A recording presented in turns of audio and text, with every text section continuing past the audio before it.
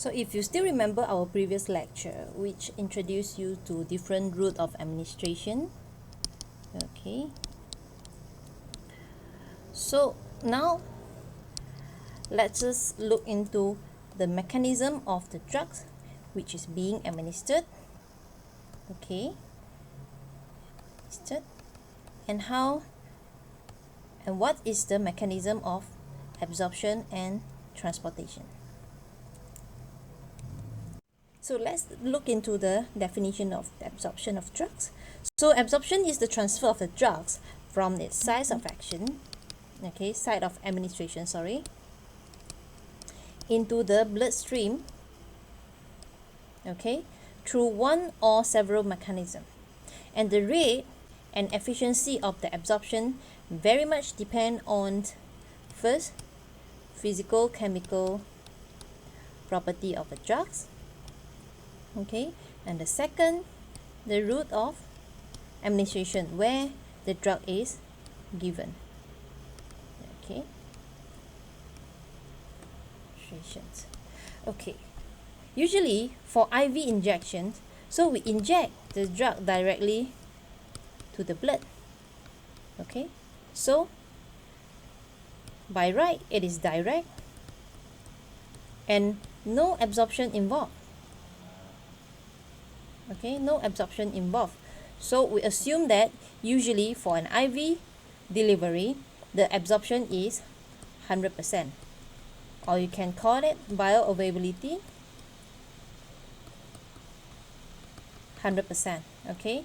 However, when you deliver the drugs by other routes, then you may have partial absorption, means not 100% of the drugs is going into the blood.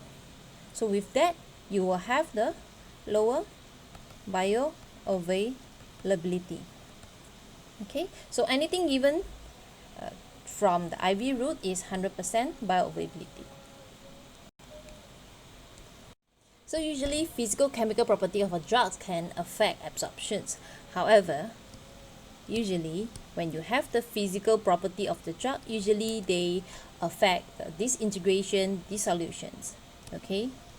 They affect disintegration, dissolution, which is indirectly affecting the drug absorption. Let's say once your drug has been in solution, so they are in a molecular level, okay. So for further absorption, we depend very much on their chemical property, okay. So absorptions depending on their chemical property, and drug may be absorbed from the GI tract by four main pathway. The first one, they can be absorbed via passive diffusion, facilitated diffusion, by active transport, or even endocytosis and exocytosis. So first, let us look into passive diffusion. So in passive diffusion, the driving force for the absorptions is first the concentration gradient of the drug across the membrane, okay. So the drug will move from a region of high concentration to a region of lower concentration.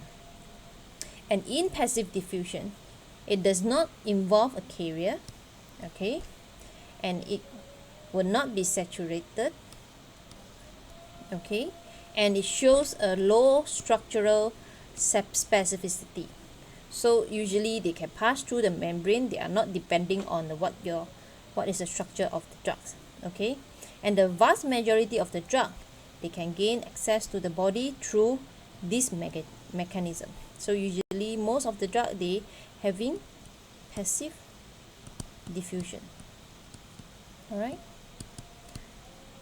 So water-soluble drugs, they can also penetrate the cell membrane through the aqueous channel or pores, okay. Whereas for lipid-soluble drugs, they move across the membrane, okay, due to their solubility in the lipid bilayer. So this diagram shows that the passive diffusion of a water-soluble drug through aqueous channel or pores, and usually percentage of drug that's going through the channel of pore is very low. Okay, and majority of the drugs, they go through passive diffusion of lipid soluble drugs. They usually dissolve in membrane and they pass through by passive diffusions. So now if you recall, the key point for passive diffusion, they are following. First, concentration gradient. Okay, and they do not involve carrier, no carrier. Okay, and they are not saturable,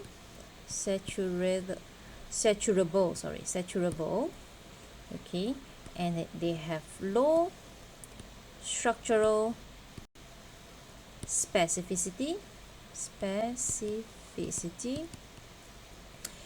and they carry majority of the drugs. Okay, let's look into the second mechanism of absorption, which is facilitated diffusion. Okay, in the mechanism for facilitated diffusion, other agent can enter the cell through specialized transmembrane carrier protein, that this protein that actually facilitate the passage of the molecule. Okay, and these carrier proteins undergo conformation changes that allow the passing through of drugs or molecule in the interior of cell, and moving them from an area of high concentration also to low concentration. Okay, this process is known as facilitated diffusion. It does not require energy, and it can be saturated. Okay, and it may be inhibited by compound that compete for the carrier, so it can be inhibited. So here is the schematic of the example for facilitated diffusion. When you have the drug here, okay, and once the drug go into the carrier protein, and there is a conformation changes of the protein, conformational changes of the protein, then they will bring the drug to the interior part of the cell. All right, so what is the key point for the facilitated diffusion? Okay, first, they involve carrier protein. Okay, and this carrier protein, they will undergo conformational changes. Okay, and it does not require energy, no need energy. Okay, and it can be saturated. Okay, and inhibited by competitor. Alright, so only 5 points for facilitated diffusions. Next, let us look at active transport. Okay, number 3. Okay, in active transport, the mode of drug entry involves specific carrier proteins like facilitated diffusion, and a few drugs that closely resemble the structure of natural occurring metabolite are actively transported, okay, across the cell membrane using this carrier protein. Okay, and it is energy dependent active transport. Okay, and this transport is driven by the hydrolysis of adenosine triphosphate, means ATP. Okay, and it is capable of moving drugs against concentration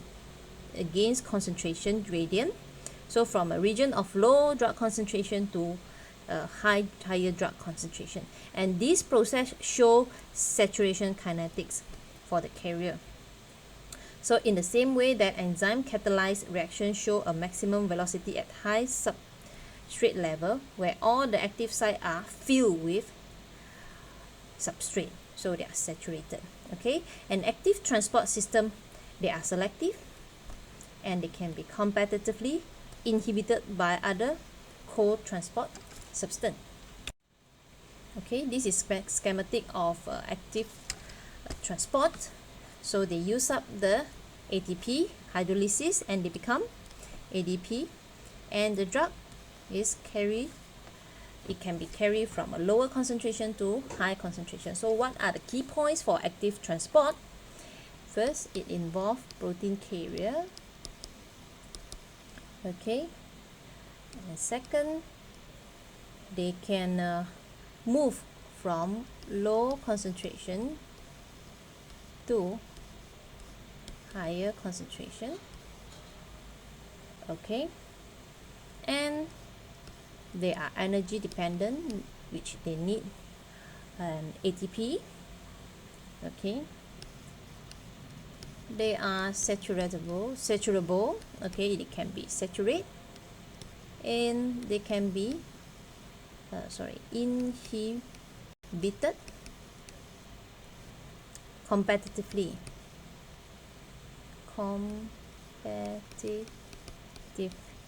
by other co-transport.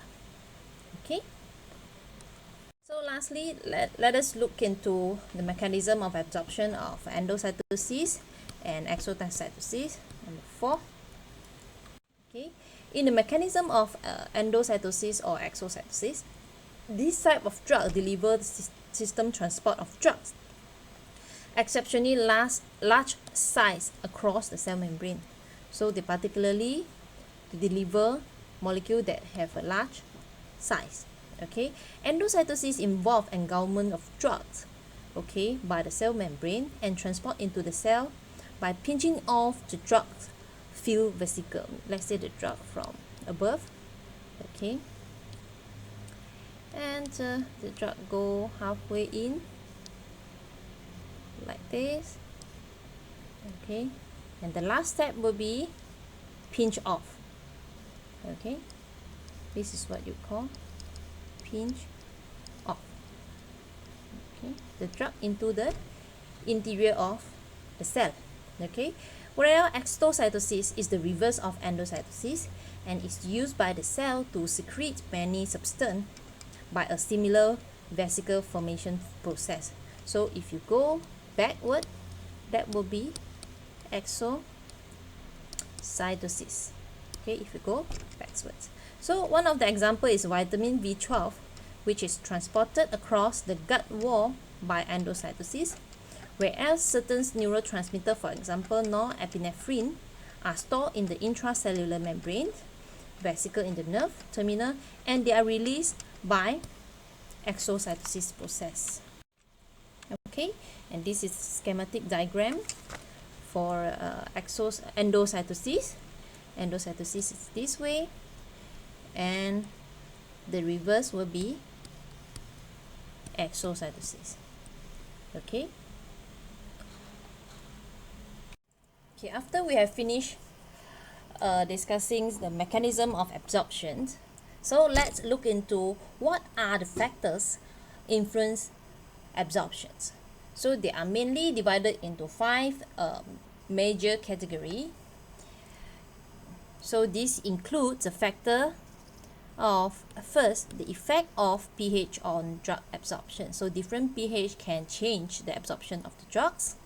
And secondly, the blood flow to the absorption sites. Of course, when you have higher flow, you should expect better absorptions.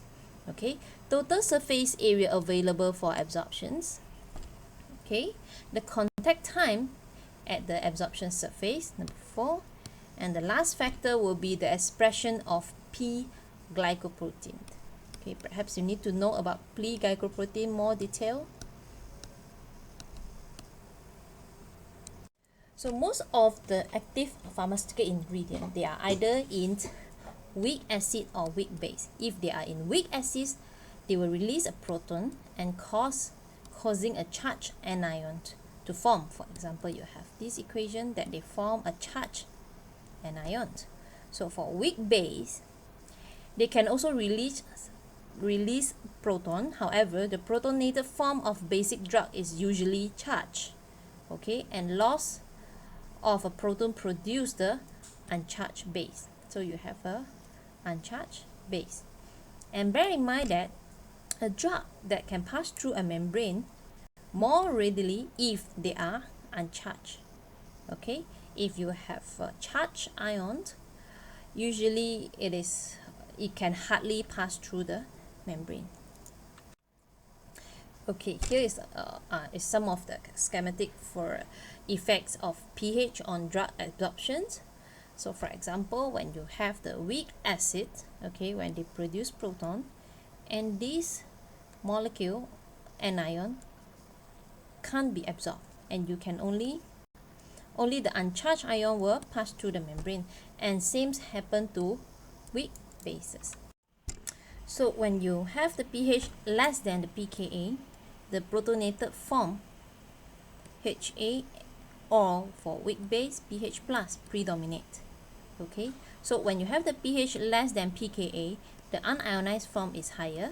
Okay, so you will expect more absorptions. Okay, when you have the pH is greater than pKa, then the deprotonated form of anion higher and the uncharged base predominate. Okay, in this case, you will expect the base have higher absorptions.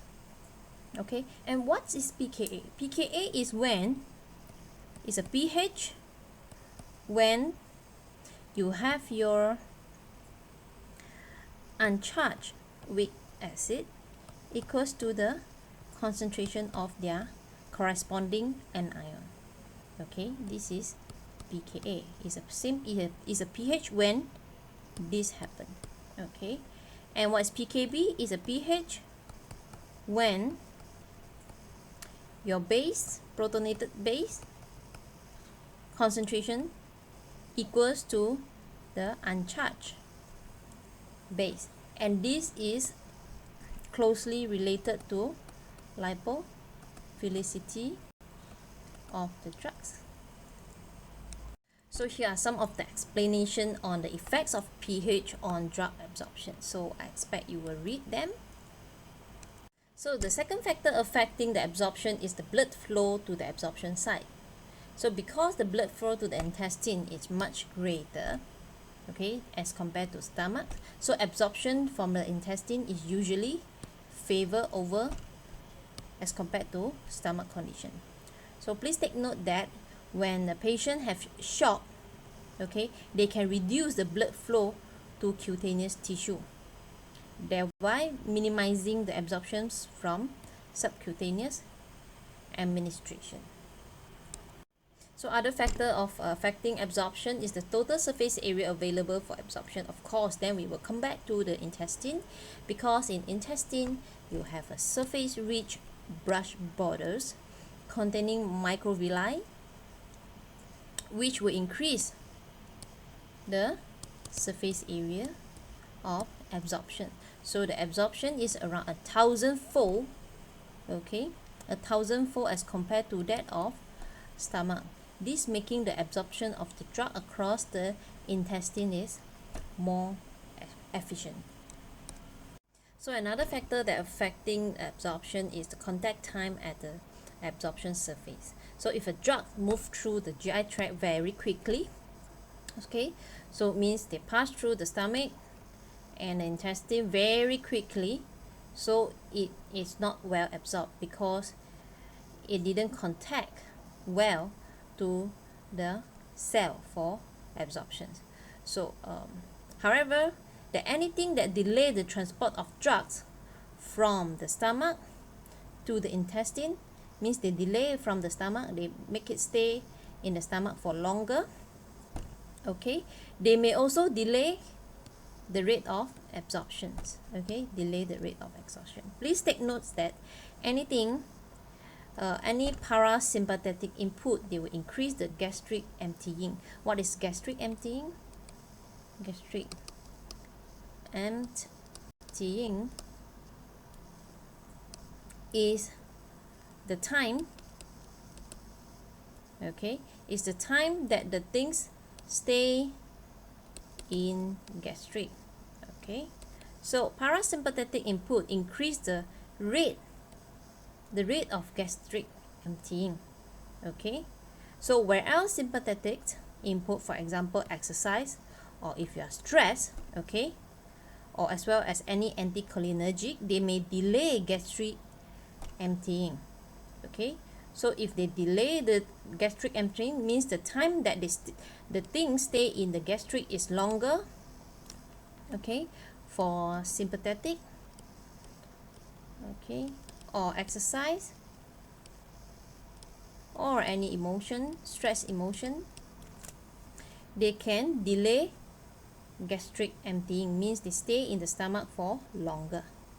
Okay, so the presence of food in the stomach can both dilute the drugs and slow the gastric emptying. Okay, therefore, when a drug is taken with a meal, generally, okay, they will absorb slowly, because when you taken with a meal, okay, so the drug will stay in the stomach for longer. Okay, so you delay gastric empty.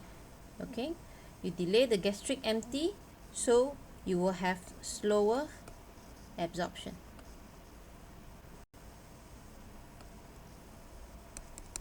So the last factor that affecting absorption is the expression of Pglycoprotein. Pglycoprotein is a type of protein. Okay, and usually they call it multi-drugs transmembrane transporter. Okay, why multi-drug? Because it can carry a lot of different drugs. Okay, and because it stay on the surface of the membrane, that they can carry the drugs. Trans means passing through the membrane. Okay, so they are called multi-drug transmembrane transporter, and they are responsible for transporting various molecules, include drug, across cell membrane. Okay, and it is usually expressed throughout the body, so you can get it anywhere. Pglycoprotein, and their function includes, okay, if you found it in the liver, they transport the drugs into bile for elimination. Okay, for elimination. And if you find it in kidney, they will pump the drug into urine for excretion. Okay, if you find it in placenta, they will transport the drug back into the maternal body, to the mother body, so to reduce fetal exposure to drugs. And if you find the Pglycoprotein in intestine, and usually the role is to transport the drugs into the intestinal lumen, so to reduce the drug absorption. Okay, so you will transport as a feces. So if you find it in the brain, they will pump the drug back into the blood. Okay, so to limit the drug access to the brain. So if you can see, Pglycoprotein is acting like a guard of your body. Okay, they are trying to guard your body from any external substance that they think may harm you. So since Pglycoprotein is like a guard in your body, they are trying to get rid of anything outside your body. So in area of high expression, Pglycoprotein can reduce your drug absorption, because they see the drug as a foreigner. Okay, in addition to transporting many drugs out of cell, because they can transport many different drugs out of cell, it may associate with multi-drug resistance. Okay, they can cause resistance of drugs. Okay, before I end, just to recap that you have learned about the factor affecting absorption, which is the factor of pH, number 1, and number 2, the blood flow, number 3, surface area, number 4, the contact time. Alright, the contact time, and number 5 is the Pgp, Pglycoprotein. It's like a guard of your body. Alright, so we end here. Thank you.